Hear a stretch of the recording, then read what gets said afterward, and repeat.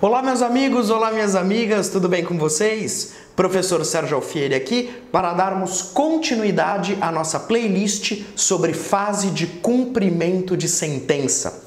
Estamos estudando a obrigação de pagar alimentos e o seu respectivo procedimento.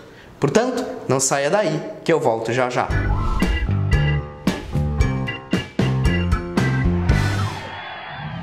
Olá meus amigos, então dando sequência ao nosso estudo, nós estamos analisando o procedimento do cumprimento de sentença para a obrigação de pagar alimentos, tá? Estamos estudando especificamente o artigo 529 do CPC e ficou faltando a gente falar a respeito do seu parágrafo 3º, né?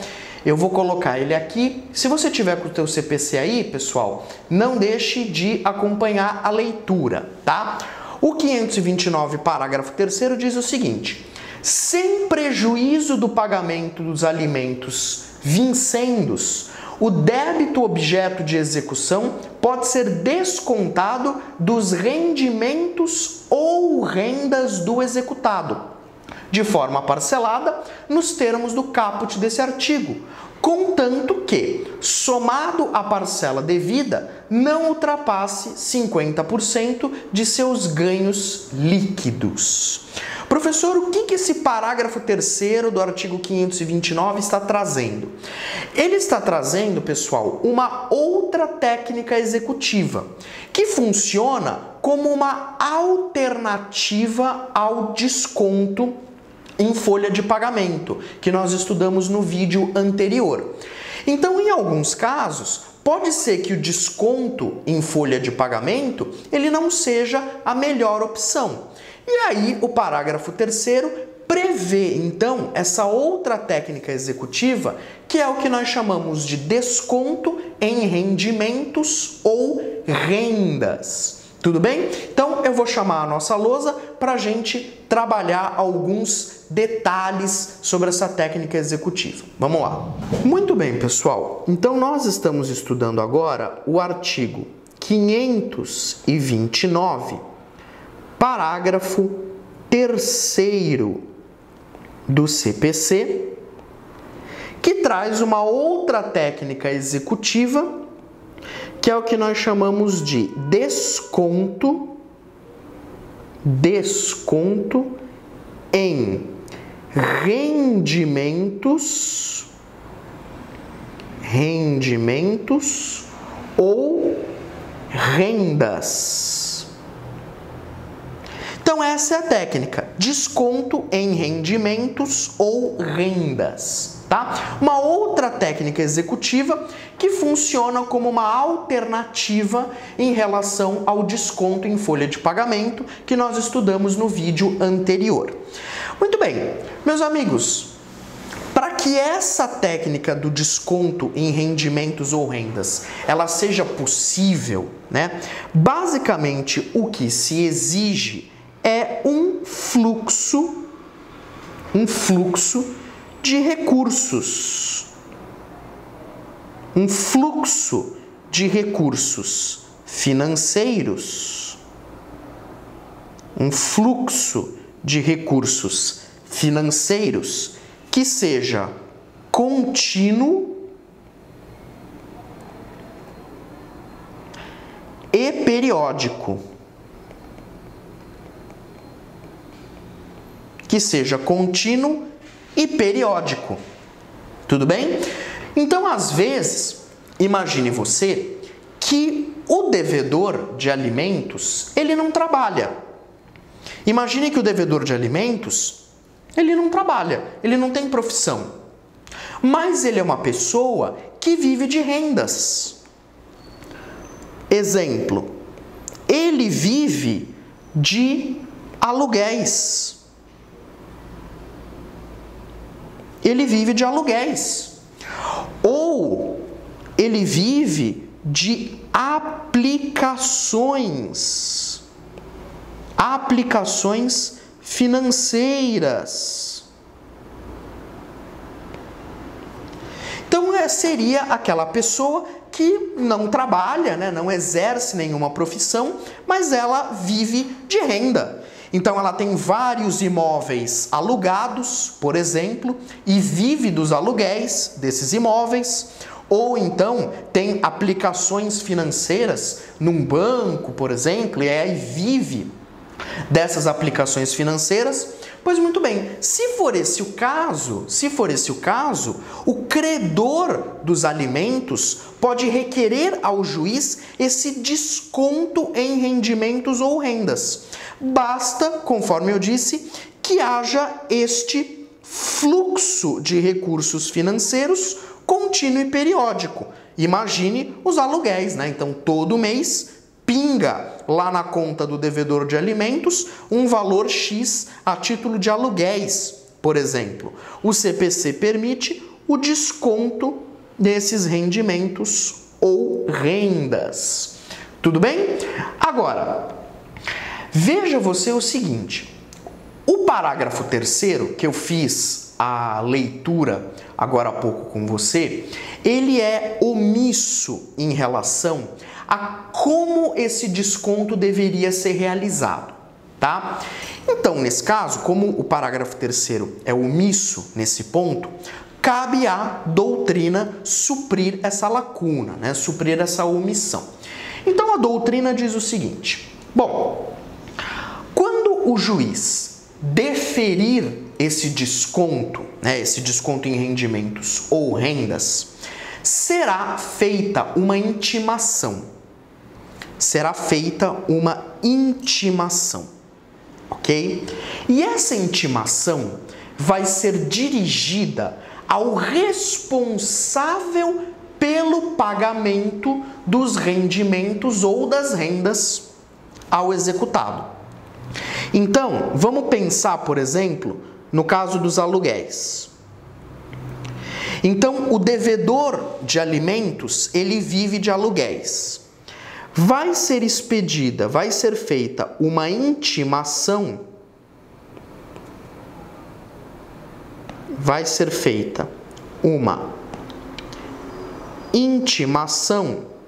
e essa intimação vai para quem, nesse caso? Para o locatário. Vai para o locatário, que é a pessoa que paga os aluguéis. Então, vai ser feita uma intimação e essa intimação vai ser dirigida ao responsável pelo pagamento. No nosso exemplo dos aluguéis, essa intimação vai ser feita para o locatário. No caso de aplicações financeiras, essa intimação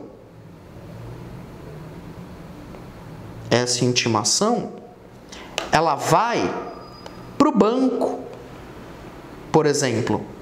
A intimação vai para o banco, né, onde estão as aplicações financeiras, no banco em que são feitas as aplicações financeiras. Tudo bem?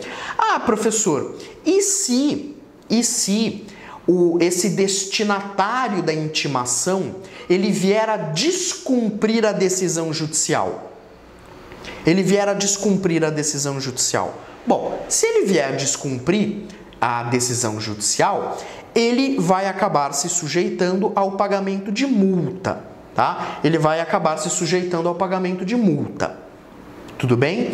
Só que você note aí uma pequena sutileza, uma pequena diferença, porque no caso do 529, parágrafo 2º, que nós estudamos no vídeo anterior,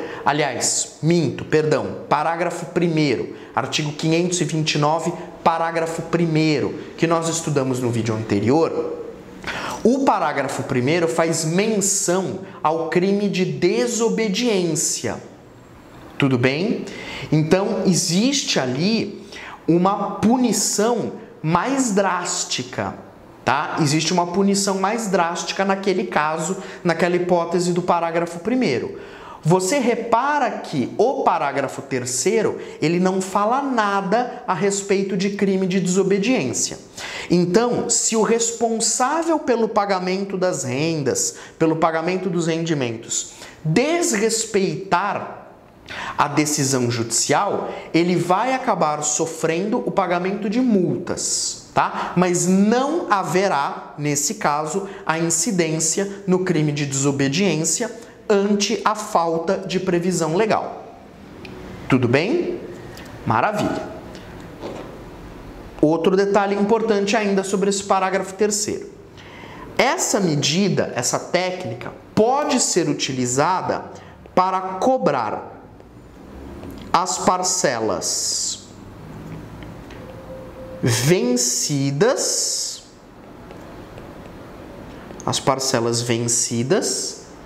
e as vincendas. Então, pode haver aí a utilização dessa técnica para se cobrar tanto as parcelas vencidas como as parcelas vincendas. Só que existe um limite. Existe um limite, que é o limite de 50% dos ganhos líquidos do devedor. O próprio parágrafo 3º, no seu finalzinho, ele fala: contanto que, somado à parcela devida, não ultrapasse 50% dos seus ganhos líquidos. Então, ou seja, existe um limite aí imposto pela lei, que é o limite de até 50% dos ganhos líquidos. Então, esse limite do desconto, ele precisa ser observado, tá? Por quê? Porque a ideia da lei é preservar a dignidade do devedor. Então você tem aí o princípio da dignidade da pessoa humana, né? Você também não pode acabar comprometendo a subsistência do próprio devedor de alimentos. Porque o devedor de alimentos, ele tem que pagar a pensão alimentícia, óbvio, mas ele também precisa sobreviver. Ele também precisa comer, precisa pagar suas contas. Então a lei entendeu que 50%, esse limite de até 50% é o razoável. Isso na prática significa o quê? Significa que o juiz, a depender das peculiaridades do caso concreto, pode acabar determinando um desconto menor que 50%. Então, pode vir o juiz, naquele caso concreto, e decidir, por exemplo, por um desconto de 30%. Pode fazer isso? 30%? Pode, não tem problema. Pode ser um desconto de 40%? Pode. O desconto pode ser menor que 50%. O que não pode é superar os 50%. Então não pode vir o juiz e determinar, por exemplo, um desconto de 60%. Aí já não pode. Tudo bem? Então essa é a técnica que nós chamamos de desconto em rendimentos ou rendas, que está prevista no artigo 529, parágrafo 3º do CPC. Tudo bem? Tranquilo? Maravilha. Se nós avançarmos, eu vou até mudar aqui de tela. Se nós avançarmos, nós vamos ter agora o artigo 530 do CPC. E o artigo 530 do CPC, ele é bem sucinto. Ele diz assim: não cumprida a obrigação, observar-se-á o disposto nos artigos 831 e seguintes. Então, o que esse artigo 530 do CPC ele está querendo dizer?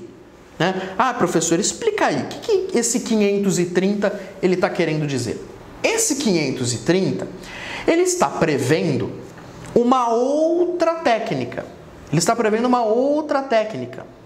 Porque às vezes, dependendo do caso concreto, não é possível realizar o desconto em folha de pagamento ou o desconto de rendimentos ou rendas do executado. Às vezes não dá, né? Às vezes não é possível. Quando não for possível utilizar esses descontos que nós estudamos, o que o exequente deve fazer? O exequente, ele deve buscar a penhora. A penhora de bens. Ele deve buscar a penhora de bens do executado. A penhora de bens do devedor de alimentos. Tudo bem? Então, nesse caso, é uma outra técnica executiva. Então, se não for possível o desconto em folha de pagamento ou o desconto de rendimentos, o credor, né, o credor dos alimentos, ele pode vir e requerer a penhora de bens do devedor. Geralmente, essa medida aqui, a penhora de bens, geralmente na prática, ela não se mostra tão eficaz como o desconto em folha de pagamento ou de rendimentos. Tá?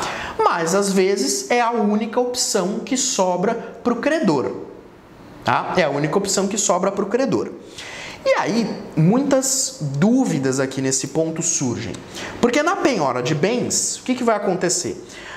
Começa-se a buscar o patrimônio do devedor de alimentos. Então começa a ver o que tem no nome dele, né? O que pode aí eventualmente ser objeto de uma penhora para satisfazer a obrigação alimentar.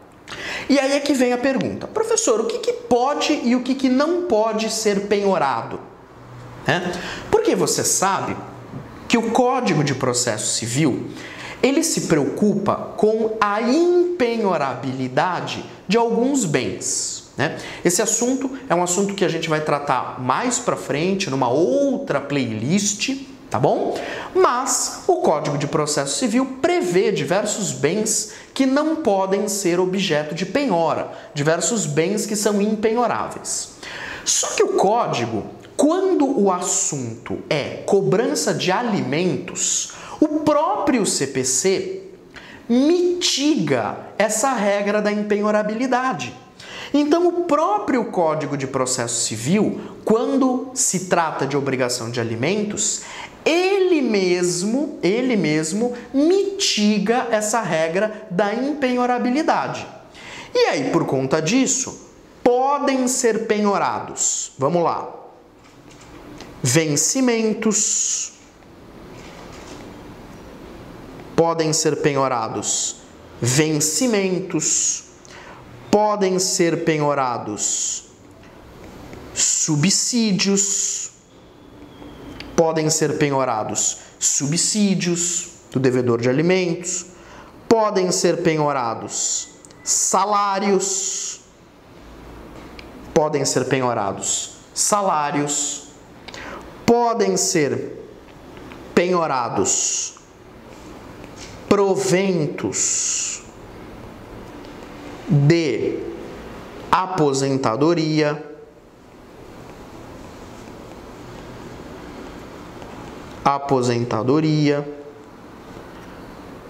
podem ser penhoradas pensões. Estou dando aí alguns exemplos, né? Então, pensões, vou continuar aqui desse lado. Podem ser penhorados os ganhos do trabalhador autônomo. Então, podem ser penhorados os ganhos do trabalhador autônomo, podem ser penhorados honorários, podem ser penhorados honorários de profissional liberal. Então, podem ser penhorados honorários de profissional liberal, podem ser penhoradas quantias em caderneta de poupança, quantias em caderneta de poupança, dentre outros. tá? Dentre outros. Eu coloquei aqui apenas alguns exemplos, tá bom? E aí, nesse caso, a doutrina explica pra gente que em qualquer caso, a penhora vai ter que observar o limite máximo de 50% dos ganhos líquidos do executado. Ok? Então fique atento, porque neste caso aqui, a penhora, tá? A penhora, ela vai ter que observar esse limite máximo de 50% dos ganhos líquidos do executado. Tudo bem? Tranquilo? Então temos aí uma outra técnica executiva que não é tão eficaz, né, como as outras que nós já estudamos, mas às vezes, né, a depender do caso concreto, é a única opção que sobra para o credor, que é a tal penhora de bens. Tudo bem, meus amigos? É isso que diz o artigo 530 do CPC, trocado em miúdos. Tudo bem? Maravilha! Bom, meus caros, então vamos parando por aqui. Nosso vídeo já está bastante longo, né? Mas nós ainda não terminamos de falar sobre o cumprimento de sentença da obrigação de prestar alimentos, tá? Ainda tem mais coisa para a gente falar, mas a gente dá sequência no nosso próximo vídeo. Até lá!